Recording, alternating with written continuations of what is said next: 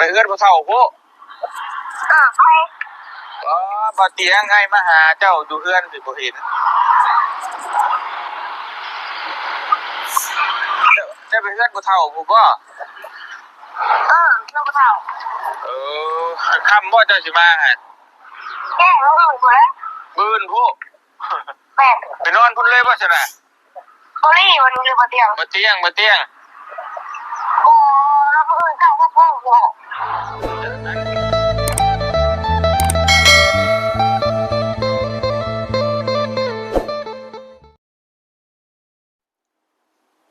พี่น้องเนาะเปิดภาพมาพบเจอกับเราเนี่ยคือเก่า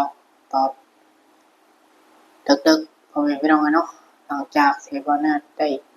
อาบน้ำแล้วกินข้าวอีกก็เลยมาเปิดคลิปอีกคือเก่าคือเดิมพ่อแม่พี่น้องเนาะเพิ่มเติม EP 2มาเปิดคลิปในมื้อนี้พ่อแม่พี่น้องเลยโดยซึ่งวันนี้ก็ได้มาเปิดคลิปก็มาเล่าเรื่องน้องบุญทวีอีกคือเก่าคือเดิมพ่อแม่พี่น้องไว้ต้องให้พ่อแม่พี่น้องได้เบิ่งได้ชมคลิปของน้องเพิ่นพ่อแม่พี่น้องระหว่างที่อ้ายบ่เตียงเพิ่นได้ไปถ่ายคลิปลงพ่อแม่พี่น้องเห็นว่าเฮ็ดอีหยังอุกระทึกลุงน้องอยู่พ่อแม่พี่น้องไผไหม้ป่าหรือว่าไผไหม้อีหยัง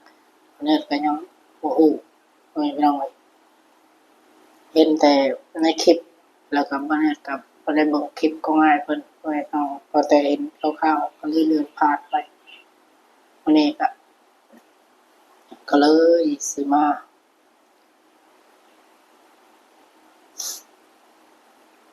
เบิ่งพาพ่อแม่พี่น้องมาเบิ่งมาชมคลิปของอ้ายเพิ่นพ่อแม่พี่น้องเนาะก่อนอื่นเนาะโดยความเคารพพ่อแม่พี่น้องเนาะก็ทักทายสบายดีสวัสดีพ่อแม่พี่น้องกันเบิดสู่ผู้สู่คนพ่อแม่พี่น้องเนาะโดย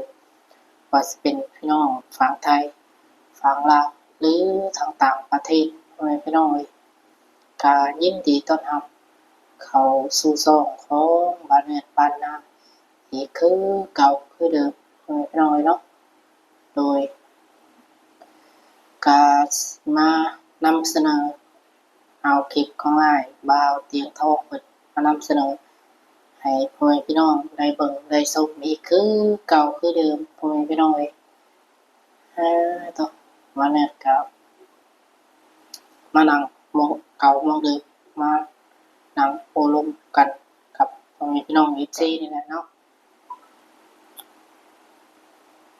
มื้อนึงพ่อแม่พี่น้องเนาะมาเนี่ยก็ซึ่งเมื่อยไม่ร้องเลยก็เลยบ่ได้เปิดคลิปลงได้ถ่ายคลิปลงไม่ร้องเลยทางใดก็ต้องกราบขอโทษขอไปพ่อแม่พี่น้องกันเบิดสู่ผู้ทุกคนพ่อแม่พี่น้องเนาะปัทว่าวันนี้เฮ็ดผิดพลาดประการใดก็เนาะขอโทษขอไปหลายๆพ่อแม่พี่น้องโอเคพ่อแม่พี่น้องเนาะเพื่อประการศาสิเวลาพ่อแม่พี่น้องเนาะเดี๋ยวมันสิดึกพ่อแม่พี่น้องตอนนี้ก็ประมาณ5 ทุ่มพ่อแม่พี่น้องก็ถือวันดึกพอสมควรแล้วเนาะทำมาเนี่ยก็แต่ละมื้อก็นอนก็ประมาณเที่ยงคืนตี 1พ่อแม่พี่น้องถ้าบางมื้อได้ถ่ายคลิปลงก็เพื่อตัดต่อคลิปนี่ยังก็ประมาณตี 1ตี 2อะไรประมาณพี่น้องจังได้นอนเนาะเพื่อสิตัดคลิปลงก็บ่ง่ายๆพ่อแม่พี่น้องเนาะอัปเดตอัปโหลดคลิปอีกพ่อแม่พี่น้องก็บ่แม่นง่ายเพื่อสิได้คลิปนึงก็จังไดก็มีแต่ว่าฝากพ่อแม่พี่น้อง FC ที่ฮักแพงเบิดสู่ผู้สู่คนพ่อแม่พี่น้องเนาะเข้ามาติดตามรับชมแล้วก็เป็นกำลังใจให้บ่าวเนิดได้เฮ็ดคลิป ต่อไปในเด้อพ่อแม่พี่น้องเนาะให้ซ่องของมันได้ผ่านกดไว้พ่อแม่พี่น้องซึ่งซ่องต้นนี้ก็ผู้ติดตามก็ประมาณ8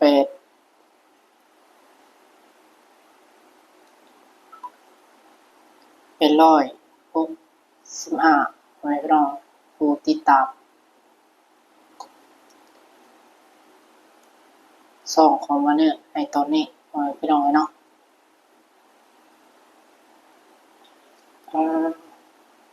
โอเคพ่อแม่พี่น้องเนาะจังใดก็เดี๋ยวไปเบิ่งไปชมในคลิปของน้องบุญทวีเพิ่นพ่อแม่พี่น้องก่อนอื่นเนาะมาเนี่ยขออนุญาตเจ้าของคลิปพ่อแม่พี่น้องซึ่งบ่าวเตียงทองถือว่าอ้ายเตียงทองนั่นอีกพ่อแม่พี่น้องเนาะจังใดก็ขออนุญาตเด้อเนาะถ้าว่าเพิ่นได้เบิ่งได้ชมในคลิปนี้เนาะมาเนี่ยก็เอาคลิปของอ้ายเพิ่นมานำเสนอให้พ่อแม่พี่น้องได้เบิ่งได้ชมพ่อแม่พี่น้องคือปาเนอร์นี่ก็จากเฮ็ดเกี่ยวกับสายบุญกับเป็ดอ้ายเพิ่นอยู่พ่อแม่พี่น้องถือว่าตามห้อยเพิ่นพ่อแม่พี่น้องปาเนอร์ก็จากเฮ็ดถือว่ามักในการด้านแบบนี้พ่อแม่พี่น้องเนาะแต่ว่ายังอยู่ฝั่งไทยอยู่พ่อแม่พี่น้องตอนนี้ก็ยังสู้เวียกสู้งานอยู่หลายปาเนอร์ก็สิพยายามพ่อแม่พี่น้องเนาะสิพยายามลงคลิปไปเรื่อยๆพ่อแม่พี่น้องจนว่าซีซั่นของมันเนี่ยผ่านเพื่อจะสร้างรายได้ได้พ่อแม่พี่น้องเนาะ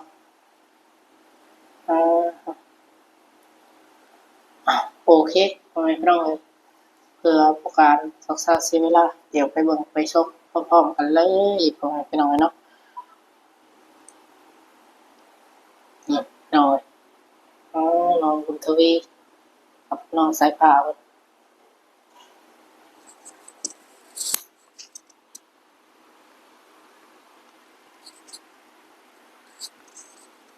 เดี๋ยวมาพังน้ำกันพ่อแม่พี่น้อง ดูว่า บ่เฒ่า ไปเอื้อนบ่เฒ่าโพ ไป บ่เตียงให้มาหาเจ้าอยู่เฮือนสิบ่เห็นจะไปเฮือนบ่เฒ่าผู้บ่ เราบ่เฒ่า เออค่ำบ่เจ้าสิมาหั่น แก้แล้วอื่นบ่แล้ว มื้อนผู้ แม่น ไปนอนพุ่นเลยบ่ซั่นน่ะ บ่รีวันนี้บ่เตียง บ่เตียงบ่เตียง บ่เราบ่อื่นเข้าก็บ่ อันเจ้าไปนอนอยู่พุ่นบ่ล่ะ หน่อย เอาไผจะนอนอยู่ตูบน้อยเจ้าเนี่ย นี่ ฮะ บ่มีไผ เอ้าคนบ่รักไก่เจ้าบ่ซะ บ่ โอ้ยตายแล้วนี่ไปลิ้นพุ่นบ่ ไปหลายๆ ถาม บ่เฒ่าให้มานอนอยู่นี่ บ่เฒ่าไปนอนอยู่พุ่น เฮ้ย ไก่เจ้าบ่เสียบ่นี่ฮะ บ่มีอ่ะ บ่เสียโอเคบ่เป็นหยังซะนะแล้วบ่าแวะมาหาบ่เห็นซะดอก หน่อย โอเคล่ะไปนอนอยู่เฮือนผู้เฒ่าผมว่าซะอยู่บ้านปุ๊บเนาะประมาณ 4-5 กิโลจะละเนาะบ่เตียงก็สิขอตัวเดินทางขึ้นไปเซโปนมาดิไปพี่น้องเอ้ยไปพุ่นแหละเนาะกำลังสิเดินทางขึ้นมาสิไปหาบักหลาบ่เจอจ้อยพี่น้องเอ้ยไปเดินทางต่อเจอกันที่เซโปน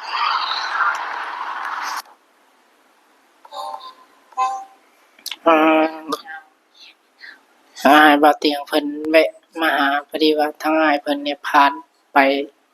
ไปพี่น้องเลยแวะไปหาน้องเพิ่นน้องบุญทวีกับน้องสายฟ้าแต่พ่อแม่พี่น้องแต่พ่อเพิ่นพ่อแม่พี่น้องเนาะต่พ่อเพิ่นไปนอนเรือนของพ่อเฒ่าเพิ่นพ่อแม่พี่น้องคือช่วงนั้นเนาะพ่อแม่พี่น้องเดี๋ยววันนี้ก็สิขอเล่าน้อยหนึงพ่อแม่พี่น้องก็มีโจรนั่นแหละอยู่ทางฝั่งลาวเนาะมีโจรจับลักเล็กน้อย เลยน้องของเพิ่นเนี่ยก็เลยโผนอนในเรือนตัวเองน้องพี่น้องก็เลยกลับไปนอนอยู่เรือนพ่อเฒ่าน้องพี่น้องเพราะว่าพ่อเฒ่าแบบพ่อเฒ่าเพิ่นน่าจะเป็นห่วงสงสารน้องเพิ่นอะไรพ่อแม่พี่น้องเนาะเพราะว่ามีเด็กเขาจับเด็กน้อยพ่อแม่พี่น้องเขามีโจรอะไรจับเด็กน้อยเนาะก็เลยเฮ็ดให้แต่ละบ้านแต่ละเมืองนี่ปุ๊บย่านพ่อแม่พี่น้องเนาะก็เลยบ่กล้าออกไปใช้พ่อแม่พี่น้องบ่กล้าออกไปใช้ก็เลยเพิ่นก็เลยกลับไปนอนเรือนของพ่อเฒ่าเพิ่นพ่อแม่พี่น้องเนาะตอนนี้ก็ได้ยินทางบ้านเพิ่นโทรมาอยู่พ่อแม่พี่น้องว่าออกไปทางใดก็ย่านพ่อแม่พี่น้องว่ามีโจรจับเด็กน้อยพ่อแม่พี่น้องครับโอเคเดี๋ยวไปเบิ่งไปชมคลิปของไอ้ติงทองเพิ่นตอบพ่อแม่พี่น้องเนาะ Hear me now. Hear me now. This is my time. My time. ไปพี่น้องไอ้ค่ำมืดอะเดินทางบ้านนี้โอ้จะสิฮอดจักโมงแล้วออกเดินทางค่ำแล้วพี่น้องเนาะยังเฮ้ยนะใครไม่เฮือนคนบอกกรุกกลัวแท้เฮ้ยอ๋อทกยังน่ะอ๋อใช่น่ะคือบ่เฮ้ยอ๋อไปเบิ่งก่อนพี่น้องเอ้ยยังนี่ ไผใหม่พ่อแม่พี่น้องเอ้ยอ๋อไผใหม่ป่าไผใหม่ทุ่งนา โอ้ยังนี่เฮ้ยไปใหม่ทุ่งนาบ่อ๋อไปเบิ่งรอบก่อนเด็กรถกูมีรถดับเพลิงดับเพลิงบ่เอาแล้วจะไปใหม่ดูแท้ช่วงนี้เนาะอ๋อตุ๊กพี่น้องเอ้ยสบายดีไอ้อันอ๋อดับบ่ทันบ่นี่น่ะ ทักไปแล้ว โอ้ดูตั้งจูดป่ะโอ้ยตกใจเล่นว่าเบิ่งพี่น้องไงคิดว่าเอาท่านจะหรอกเอ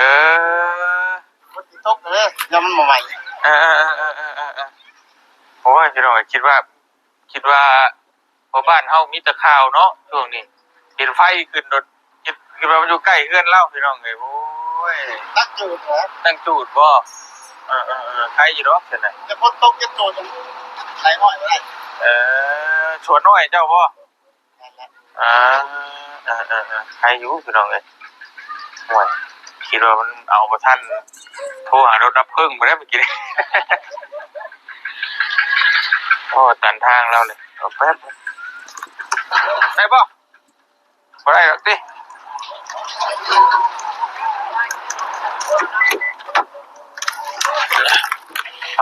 พี่น้องเอ้ยกำลังจะขึ้นเชฟโปนเห็นไผ่ใหม่ไผ่ล่ามทุ่งอยู่ก็เลยเวะมาเบิ่งยันว่าไอ้เราต้องการความช่วยเหลือเนาะพี่น้องก็ว่าจูดปลาอ้อยว่าซั่นแต่มันจูดกันแบบนี้ได้พี่น้องเนาะมันลุ่มนี่ก็เอามาทันนี่จ้ะต้องมาเบิ่งนำกันครับพี่น้องเนาะเพราะว่าบ้านเฮาในช่วงนี้มีแต่แนวเหตุเพลิงใหม่มีแต่ไฟใหม่นะใหม่เรือนใหม่ชานคนบ่เตียงเห็นไฟแล้วก็ตกใจเลยเมื่อกี้นี่พี่น้องแต่ละจูดปลาอ้อยแต่มันการอันตรายอยู่นะเขาบอกว่าพืชแล้วเนาะพี่น้องเนาะแต่มันเอาบ่ทันเนี่ยมันลามไปผูกเพื่อนใจเพื่อนคนอื่นนี่อันตรายอยู่แล้วจูดแต่ละทีปลูกอ้อยไหมบริษัทพี่น้องเนาะโอ้ตกใจเพิ่นบ่เตียงก็ได้พี่น้องเอ้ยโอ้โห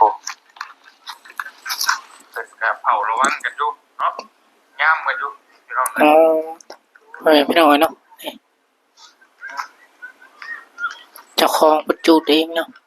ใครรับทุ่มก็ได้แบบมันก็กว้างนี่แล้ววงกว้างดิเนาะแต่สมมุติว่ามันอ๋อเจ้าของบ่ทันเฮ็ดเด้เนาะโอ้พี่น้องยาวสุดแสงหูแสงตาเออสุดลูกหูลูกตาพี่น้องเอ้ยจูดลงแบบนี้เลยเนาะอ๋อแล้วมีคนยามอยู่บ่อ๋อเจ้า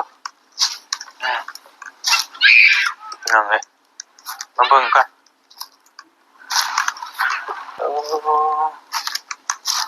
เหม็นปลาอ่อยแล้วหมดเลยเนาะคนกลุ่มตัวโธ่ลามไป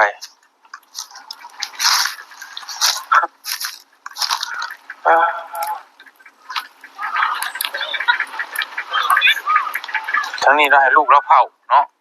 มันบ่เป็นแต่ว่าปลาอ้อยพี่น้องทุ่งนาเราก็ตูดหาเลยเนาะ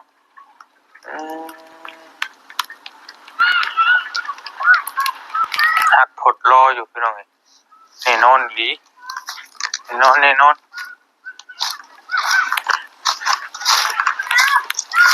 อันนี้ก็เพื่อนคนนะพี่น้องเนาะเราก็คือมีวิธีของเราแหละจังกล้าตุเนาะพี่น้องเนาะมันคือฉีดลามบ่ได้นะเราก็มีวิธีของเราอยู่โธ่กลางคืนโดดเนี่ยฉะนั้นว่าเนาะมันคือไผ่ใหม่ปลาเลยพี่น้องเลยตกใจได้ไผ่หินกันเลยโอ้ไปจะถามพระน้ำกันก่อนพี่น้องเลย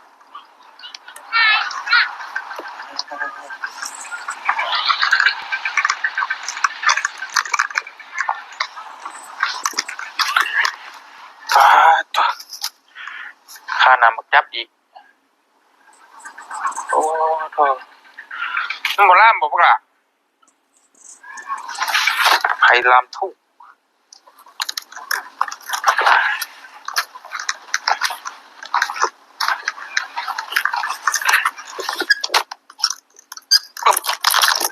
มาเจ้าพี่น้องเลยสว่างสวัยคุณนะจะลงไฟไม่ป่าโอ้ตีพวกล่ะตี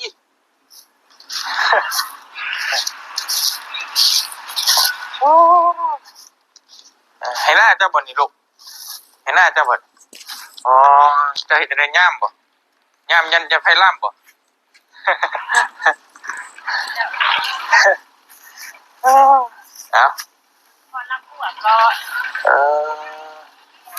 ยามไว้พี่น้องเนาะ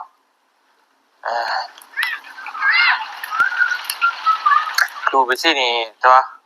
ถ้าไถหน้าปลูกหันปลูกนี่งามพี่น้องแต่ว่าถ้าล้มปิวไปก่อนนี่พัดไปก่อนนี่แล้วแหละเนาะเราซอยกันหดดูตัวจะดูยามกันไว้พี่น้องเนาะดีแต่มันบ่ล้มแต่มันล้มเนี่ยก็พี่น้องถอยละย่ามมาเจ้ากันนะย่ามไฟบ่ยันไฟล่ามบ่เจ้าพญาติบ่เจ้าพญาติไฟบ่เจ้าจะมาใกล้มันเดินนี่เอ้ยสบายดีด้วยสบายดีด้วยนมมือด้วยจะชื่อยังฮะชื่อบัวบานอายุกี่ปีแล้วจ๊ะ10 ปีขึ้นหน่อยแค่ขนาดกินข้าวหน่อยมันขึ้นหน่อยแท้โอ้ยอันนี้อ้ายจะบอกแล้วชื่อยังไงจ๊ะฮะจะชื่อยังล่ะเจ้าของเฮียนอยู่บ่ของเฮียนปอไหน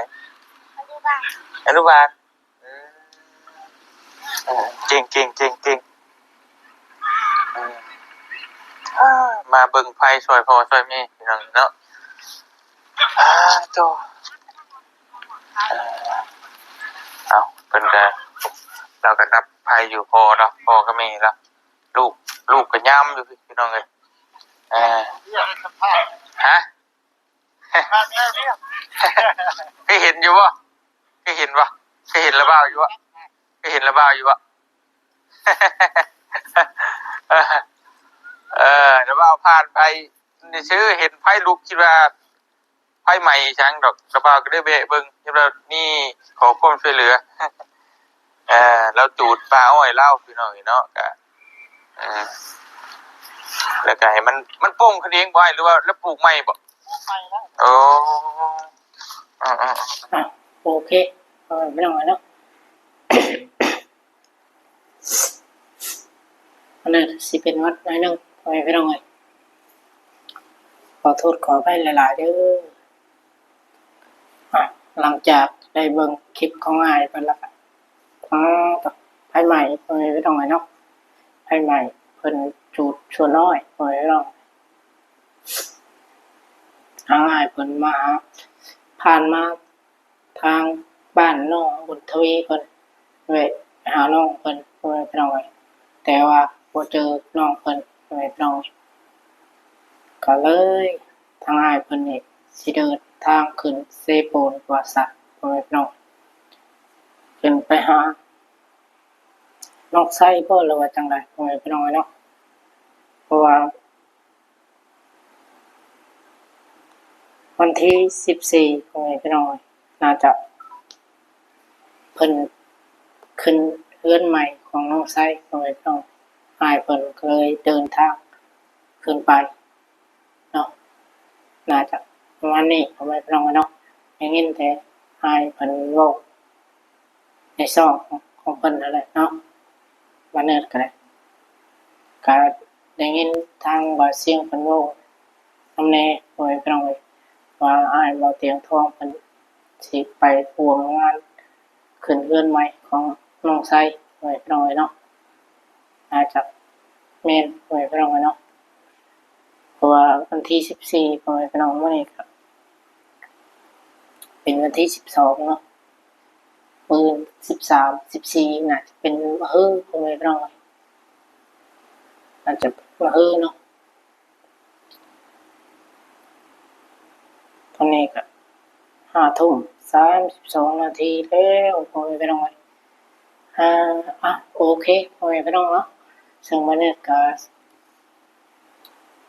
สิมาโอลงกับพ่อแม่พี่น้องกับสิประมาณนี้พ่อแม่พี่น้องเนาะซึ่งวันนี้ก็มีอย่างหลายพ่อแม่พี่น้องก็สิขอตัวลาจบคลิปเพียงเท่านี้พ่อแม่พี่น้องเนาะก่อนอื่นเนาะวันนี้ก็ขอบคุณ FC ทุกท่านพ่อแม่พี่น้องเนาะที่เข้ามาติดตามและรับชมและเข้ามาเป็นกำลังใจให้บ้านเนื้อพ่อแม่พี่น้องจังไรก็ขอบคุณหลายๆพ่อแม่พี่น้องเนาะสวัสดีนะเปิดคลิปไม่ก็มีสิมีประมันนี่พ่อแม่พี่น้องเนาะมาโอลงกับพ่อแม่พี่น้องกับว่าแม่พ่อแม่พี่น้องเสียวันนี้ครับรับพี่น้องพ่อแม่พี่น้องเนาะพอมือก็สิสูงอยากสูงงานคือเก่าพ่อแม่พี่น้องเนาะคนอื่นเนาะถ้าว่าบ้านเนี่ยเราผิดพลาดประการใดก็ต้องกราบขอโทษขอไปFC พ่อแม่พี่น้องกันเบิดสู่ผู้สู่คนพ่อแม่พี่น้องเนาะก่อนอื่นบ้านเนี่ยขอกราบคำว่าสบายดีสวัสดีพ่อแม่พี่น้องกันเบิดสู่ผู้สู่คนพ่อแม่พี่น้องเนาะเอาไว้พบเจอกันคลิปหน้าพ่อแม่พี่น้องจังใดก็อย่าลืมฝากติดตามกดไลค์กดแชร์เป็นกำลังใจให้เราเนี่ยคือเก่าพ่อแม่พี่น้องเลยเนาะโอเคพ่อแม่พี่น้องบ๊ายบายเนาะ